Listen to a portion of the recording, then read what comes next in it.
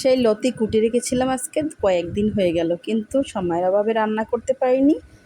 বাসায় চিংড়ি মাছও ছিল না, তাই রান্না করতে পারিনি। পাশের বাসার ভাবি চিংড়ি মাছ নিয়ে আসলো, এভাবেই এই চিংড়ি মাছ দিয়ে রান্না করে ফেললাম।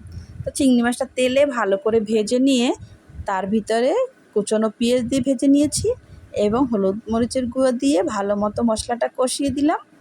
এখন লতিগুলো দিয়ে দিলাম, দিয়ে নেড়ে চেড়ে তারপরে আস্তে আস্তে চালে এটাকে সেদ্ধ করব। ঢাকনা দিয়ে দেবো। এখন ঢাকনা দিয়ে দিলে তাড়াতাড়ি সেদ্ধ হয়ে যাবে। এরপর ঢাকনা তুলে নেড়ে চেড়ে এখন আমি একটু বোম্বাই মরিচ দিয়ে দিলাম, কারণ ভালো লাগবে খেতে, ফ্লেভারটা ভালো আসবে। তারপর নেড়ে চেড়ে একটু ঝোল দিয়ে দিব, ঝোল দিয়ে দিলাম। এখন আমি কাঁচা আম দিয়ে দিলাম, যদি একটু গলা চুলকায় সেজন্য। তাই কাঁচা আম দিয়ে এখন একদম জাল দিয়ে একদম পানিটা নিয়ে শুকনো শুকনো করে ফেললাম। তেলটা উপরে জেগে উঠলো, এখন নামিয়ে ফেলবো। গরম ভাতের সাথে কি মজা, সাথে আরও বোম্বাই মরিচ। আজকের মতো আমার রান্নাবান্না এখানেই শেষ। আল্লাহ হাফেজ।